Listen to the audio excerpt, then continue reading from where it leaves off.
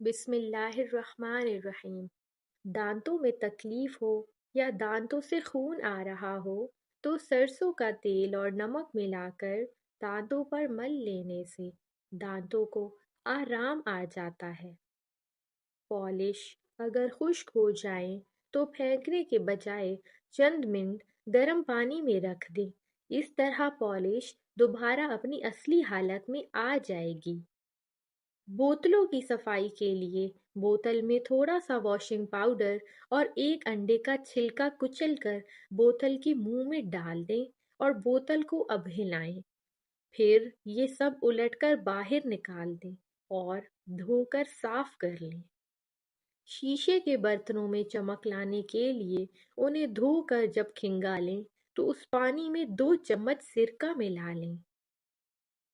Ten کی چیزوں سے زنگ صاف کرنے کے لیے واشنگ پاؤڈر میں پسا ہوا نمک ملا کر خوب رگڑ کر دھوئیں تو داغ صاف ہو جائیں گے۔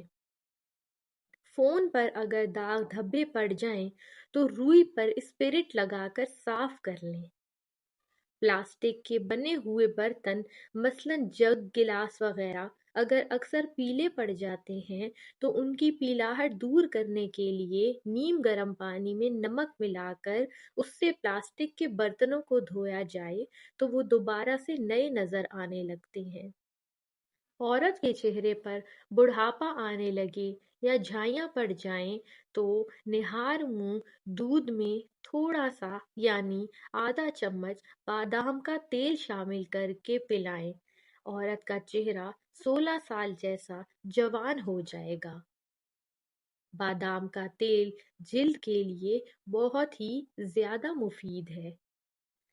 چھری گرم کر کے کپڑوں پر سے چوئنگم اتار لیں۔ اگر چوئنگم چپک گئی ہو پھر کپڑا اسپرٹ میں بھگو دیں، اس کے بعد صابن سے دھو لیں۔ اس طرح چوئنگم آسانی سے اتر جائے گی۔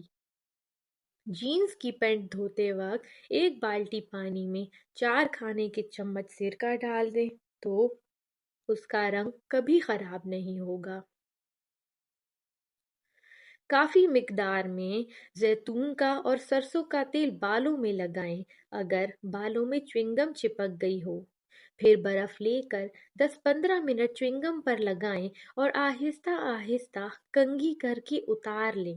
کنگھی کو بھی تیل لگائیں تاکہ چوئنگم کنگھی سے چپک نہ جائے۔